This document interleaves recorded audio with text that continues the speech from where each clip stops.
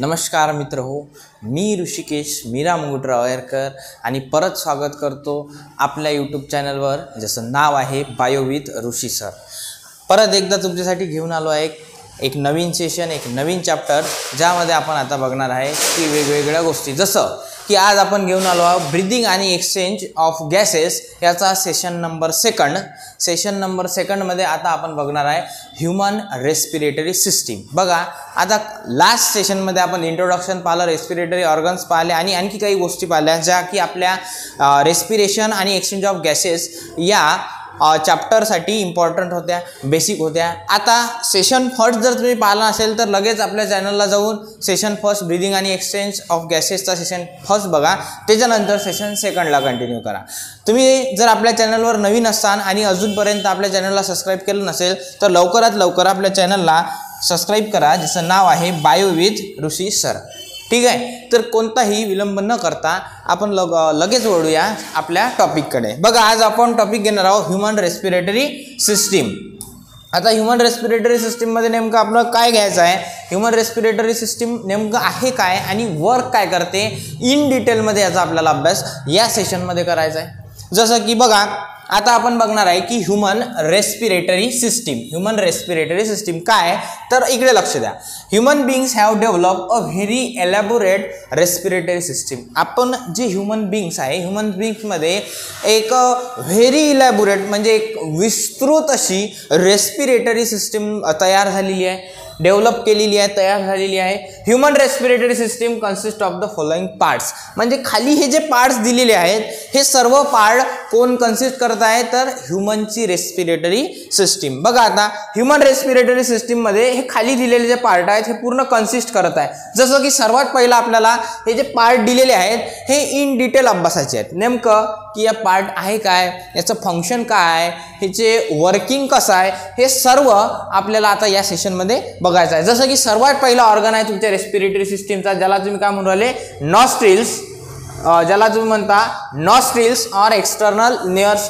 Next organ आहे nasal chamber, त्याच्यानंतर आपण बघू इंटरनल नेअर्स काय असते, त्याच्यानंतर फॅरिंग्स, लॅरिंग्स, ब्रॉन्काय, अल्विओली आणि लंग्स।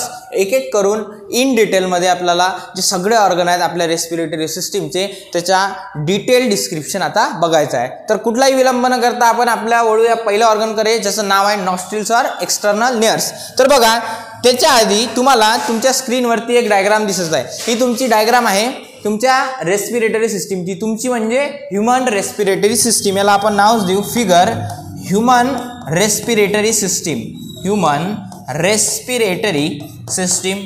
जे स्क्रीनवर तुम्हाला डायग्राम दिसू राहिली, कशाची डायग्राम आहे, ह्यूमन रेस्पिरेटरी सिस्टीमची। बघा, त्यामध्ये काय काय दिलेलं आहे, नॅसल कॅव्हिटी दाखवलेली आहे, त्याच्यानंतर नॉस्ट्रिल दाखवलेले आहे, ओरल कॅव्हिटी आहे, लॅरिंग्स आहे, त्याच्यानंतर फॅरिंग्स आहे, ट्रकिया आहे, राईट मेन ब्रॉन्कस आहे, लेफ्ट मेन ब्रॉन्कस दाखवलेली आहे तुम्हाला इथं, लेफ्ट लंग कोणता दाखवलेला आहे, राईट लंग आहे, आणि डायफ्राम जो की सेपरेट करत आहे तुमच्या थोरॅसिक आणि ॲब्डोमिनल कॅव्हिटीला, ते सेपरेटर, त्याला आपण काय म्हणतो, डायफ्राम। तर हे रेस्पिरेटरी सिस्टीमच्या डायग्राममध्ये दाखवलेले जेवढेही काही ऑर्गन्स आहेत सर्व आपल्याला एक एक करून आता इन डिटेल बघायचे आहेत। तर बघा, सर्वात पहिला जो ऑर्गन आहे त्याला आपण काय म्हटलेला आहे, नॉस्ट्रिल्स। नॉस्ट्रिल्स काय आहे की फर्स्ट ऑर्गन आहे तुमच्या रेस्पिरेटरी सिस्टीमचा। बघा, नॉस्ट्रिल्स बद्दल आपल्याला काय सांगितलं आहे, these are a pair of external openings present just about the upper lips. काय सांगितलं आहे की नॉस्ट्रिल्स कसे प्रेझेंट असतात, पेअर्समध्ये। नॉस्ट्रिल्सलाच आपण काय म्हणतो, लक्ष द्या, नॉस्ट्रिल्सलाच आपण म्हणतो external नेअर्स, external नेअर्स।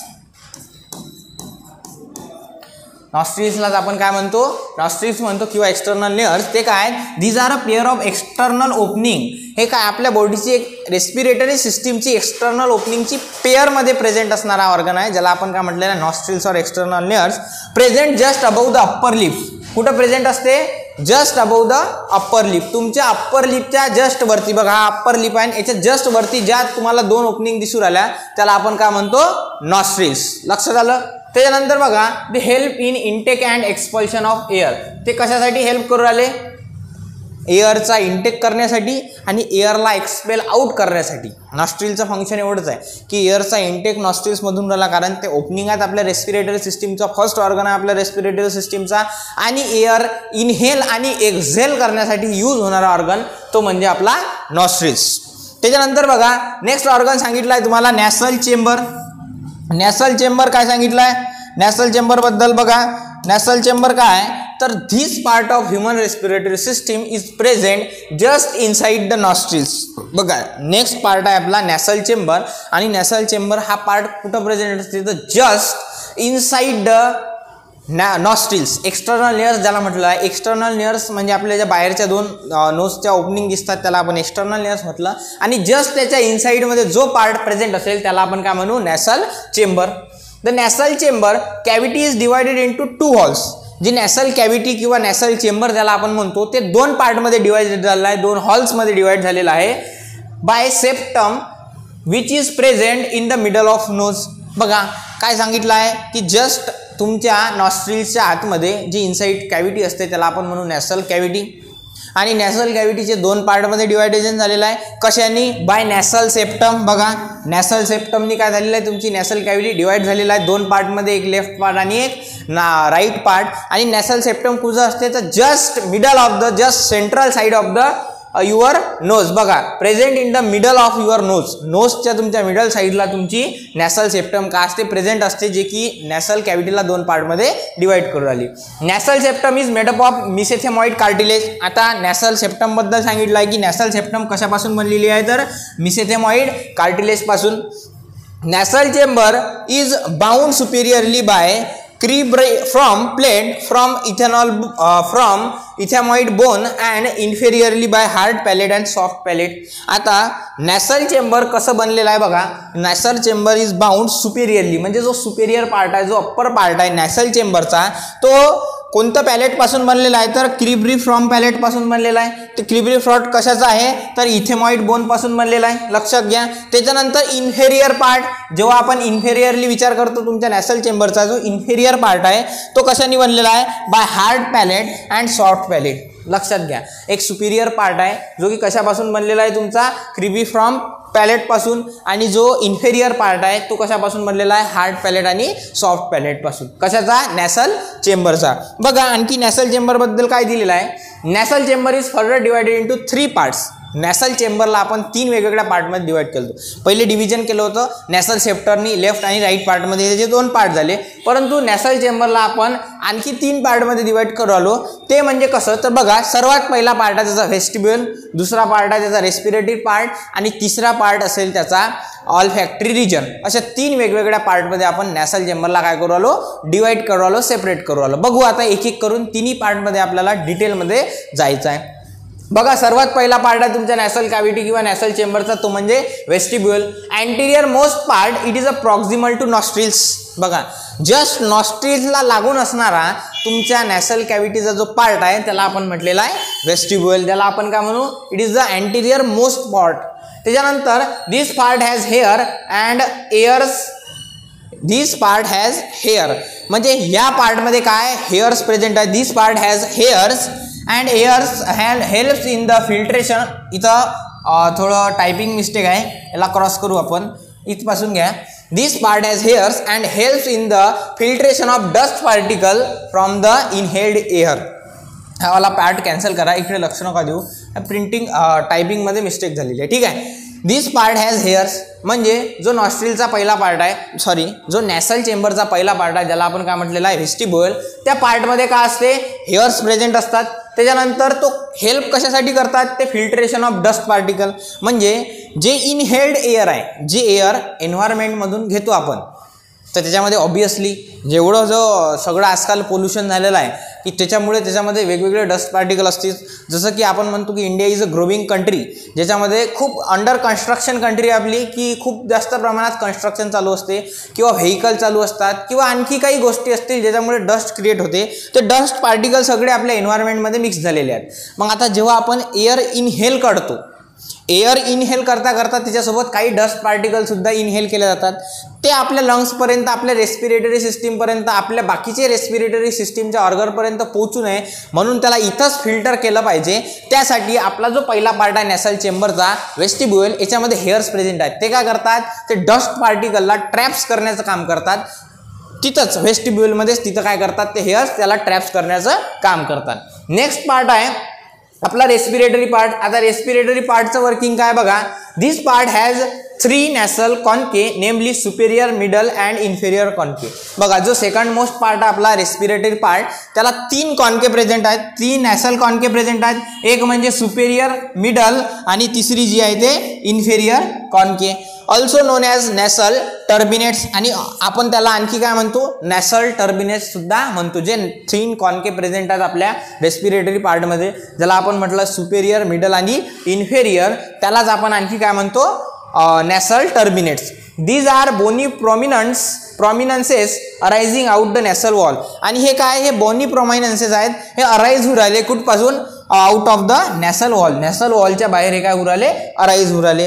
This help in the increasing surface area within the nasal cavity. म्हणजे तुमच्या नॅसल कॅव्हिटीचा जो सरफेस एरिया आहे तो इन्क्रीज करण्यासाठी हे हेल्प करू राहिले. लक्ष आलं, तुमच्या नॅसल कॅव्हिटीचा जो सरफेस एरिया आहे त्याला इन्क्रीज करण्याचं हे काम करत आहेत.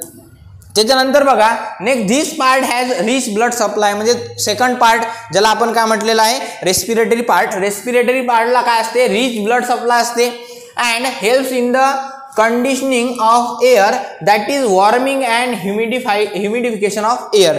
म्हणजे जसं आपण एअर इनहेल्ड करू राहिलो, जी एअर इनहेल्ड असते ती may be it may be cold, it may be warm, परंतु आपल्या लंग्सला एक स्पेसिफिक एन्व्हायरमेंट, स्पेसिफिक टेम्परेचरवालीच एअर जी सुटेबल राहते, त्याला ह्युमिडिफिकेशन करण्याचं काम, त्याला वॉर्म, त्याला कोल्ड करण्याचं काम, त्याला सुटेबल फॉर द लंग्स करण्याचं काम जर कोणत्या पार्टचं असेल तर तो आपला सेकंड पार्ट आहे नॅसल चेंबरचा, ज्याला आपण म्हटलेलं आहे रेस्पिरेटरी पार्ट. त्याच्यानंतर थर्ड पार्ट बघायचा आहे आपल्याला, ज्याचं नाव आहे ऑल्फॅक्टरी रिजन, ज्याला आपण काय म्हणतो, ऑल्फॅक्टरी पार्ट और ऑल्फॅक्टरी रिजन. आता याचं वर्किंग बघू काय आहे. This part is present in the superior aspect of nasal cavity. Nasal कॅव्हिटीच्या सुपेरियरली हा प्रेझेंट, म्हणजे एकदम लास्टला प्रेझेंट असणारा हा पार्ट आहे, वरच्या साईडला प्रेझेंट असणारा पार्ट आहे, ज्याला आपण काय म्हटलेला olfactory region. It has Schneiderian membrane which contain olfactory epithelium and helps in the sensation of smell. बघा, आता याचं मेन वर्किंग काय, की जसं आपण म्हणतो की कोणताही पदार्थ खाण्याच्या आधी किंवा कोणताही पदार्थ टेस्ट करायच्या आधी आपण त्याचा स्मेल घेतो. मग आपण त्याचा स्मेल डिटेक्ट कसा करू शकतो बा, तर हे जे आपल्या नॅसल चेंबरचे 3 वेगवेगळे पार्ट आहेत, त्यामधला जो तिसरा आहे, ज्याला आपण काय म्हटलं सुपेरियर मोस्ट पार्ट आहे आपल्या नॅसल चेंबरचा, ज्याचं नाव आहे ऑल्फॅक्टरी रिजन. त्या ऑल्फॅक्टरी रिजनमध्ये काय असते, ऑल्फॅक्टरी इपिथेलियम.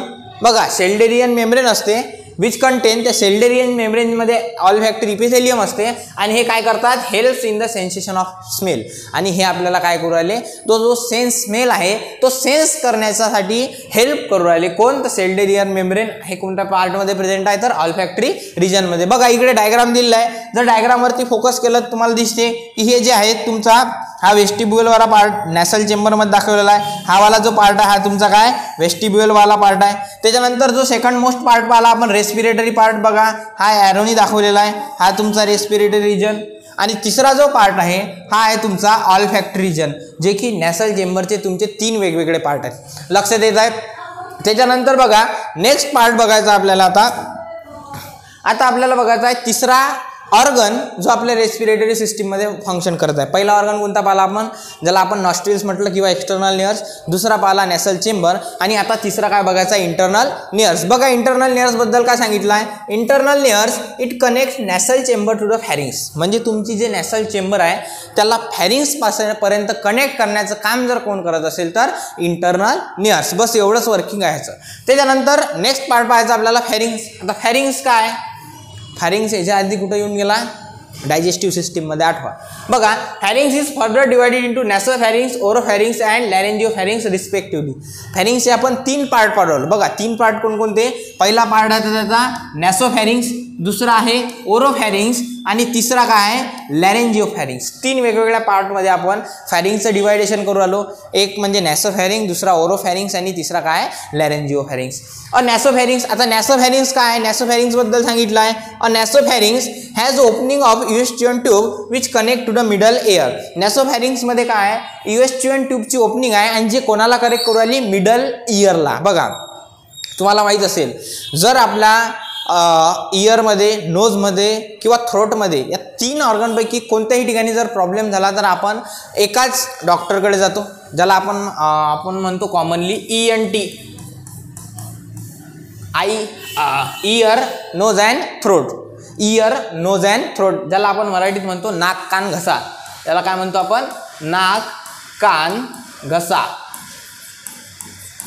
बघा नाक कान घसा या तिन्हीचे जे डॉक्टर असतात ते स्पेशलाइज एकच डॉक्टर असतात, कारण की हे जे तिन्ही ऑर्गन आहेत हे इंटरनली एकमेकावर डिपेंड आहेत, एकमेकाला कनेक्ट झालेले आहेत, याचं वर्किंग एकामेकाला कनेक्टेड आहे. म्हणून ENT म्हणजे इयर नोज अँड थ्रोट या तिन्ही याचे स्पेशलिस्ट डॉक्टर काय असतात एकच असतात आणि यांचे हॉस्पिटल सुद्धा काय असतात एक असतात. बघा आपण नॅसोफॅरिंग्स बघलो होतो. नॅसोफॅरिंग्सची जे ओपनिंग, नॅसोफॅरिंग्समध्ये यूएसच्युअन ट्यूबची ओपनिंग आहे आणि जे कशाला कनेक्ट झालेली आहे बघा नॅसोफॅरिंग्सची मिडल इयरला. त्याच्यानंतर नेक्स्ट पार्ट पाहायचा आपल्याला ओरोफॅरिंग्स. ओरोफॅरिंग्स काय is common passage for the food and air and has palatine tonsils. Oropharynx म्हणजे आपल्या माउथ पासून तर फॅरिंग्स मध्ये कनेक्ट करणारा पार्ट आहे, त्याला आपण ओरोफॅरिंग्स म्हणतो. हा एक कॉमन पॅसेज आहे जो की कंडक्ट करते फूड आणि एअर, दोन्ही गोष्टीला कंडक्ट करूला फूड आणि एअर.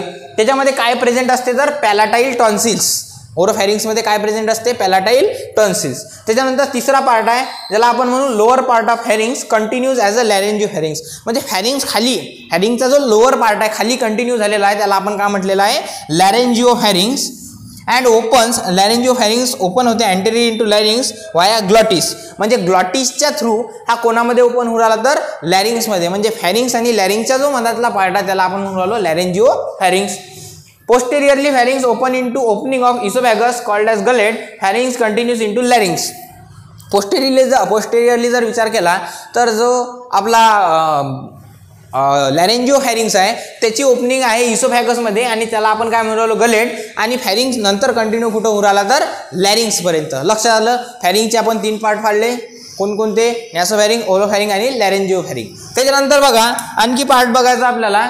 त्याच्यानंतर नेक्स्ट ऑर्गन जो बघायचा आहे तो आहे आता लॅरिंग्स. फॅरिंग्स नंतर कुठं कंटिन्यू झालेला आहे लॅरिंग्स नंतर. लक्षात घ्या सर्वात पहिला आपण काय पाहिलं नॉस्ट्रिल्स, ज्याला आपण एक्सटर्नल लेअर्स म्हटलं, ते ओपन झाले तुमच्या नॅसल चेंबरमध्ये किंवा नॅसल कॅव्हिटीमध्ये. नॅसल कॅव्हिटीचे आपण 3 पार्ट पाडले, व्हेस्टिब्युल, रेस्पिरेटरी पार्ट आणि ऑल्फॅक्टरी रिजन. ऑल्फॅक्टरी रिजन नंतर नेक्स्ट ऑर्गन आला तुमचा ज्याला आपण म्हटलं इंटरनल लेअर्स. इंटरनल लेअर्स नंतर नॅसोफॅरिंग्स, नॅसोफॅरिंग नंतर फॅरिंग्स. फॅरिंगचे आपण 3 पार्ट पाडले नॅसोफॅरिंग्स, ओरोफॅरिंग आणि लॅरेंजिओफॅरिंग.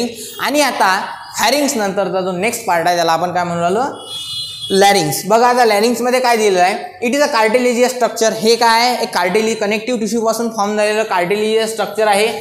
Situated in the anterior aspect of neck. नेकच्या अँटेरियर म्हणजे नेकच्या फ्रंट साईडला प्रेझेंट असणारा जो भाग आहे त्याला आपण काय म्हटलेला आहे larynx. It helps in the phonation. बघा एक नवीन वर्ड आलेला आहे phonation. Means it is related to sound. Phonation means related to sound, म्हणजे साऊंड प्रोड्युसिंग ऑर्गन म्हटलं तरी चालेल एकदा. That it produces sound. बघा काय करते याचं वर्किंग काय, it works, it helps in the phonation. फोनेशनमध्ये हा वर्क करू राहिला, फोनेशनमध्ये हा हेल्प करू राहिला. म्हणजेच काय करू राहिला हा प्रोडक्शन ऑफ साऊंड. तुमचा जो साऊंड आहे, आता मी तुमच्यासमोर लेक्चर डिलिव्हर करू राहिलो म्हणजे मी बोलू राहिलो, जे थिंकिंग माझ्या मनात आहे ते माझ्या वर्ड्सच्या थ्रू तुमच्यापर्यंत पोहोचत आहे, आपल्या व्हिडिओच्या थ्रू, आपल्या चॅनलच्या थ्रू. परंतु त्या सगळ्या गोष्टीसाठी महत्त्वाचा एक गोष्ट आहे ते म्हणजे माझं बोलणं. आता माझं बोलणं अराईज करून राहिलं तर लॅरिंग्स करून. लॅरिंग्स काय करू राहिला हेल्प करू राहिला फोनेशनसाठी. फोनेशन म्हणजे काय प्रोडक्शन ऑफ साऊंड. बघा and hence also known as sound box. बघा आता साऊंडचं प्रोडक्शन करू राहिला म्हणूनच त्याला आपण काय म्हणू sound box. Cavity of larynx has 2 pairs of mucosal folds called as vocal cords.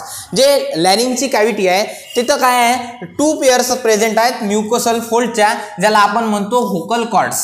त्या 2 पेअर्सला काय म्हणू राहिलो व्होकल कॉर्ड्स. एक म्हणजे ट्रू व्होकल कॉर्ड जो की पोस्टेरियरली प्रेझेंट असेल आणि दुसरा आहे फॉल्स व्होकल कॉर्ड जो की अँटेरियरली प्रेझेंट असेल. लक्षात घ्या जो अँटेरियरली प्रेझेंट असेल व्होकल कॉर्ड त्याला आपण म्हणू फॉल्स व्होकल कॉर्ड आणि जो पोस्टेरियरली प्रेझेंट असेल त्याला आपण काय म्हणू ट्रू व्होकल कॉर्ड.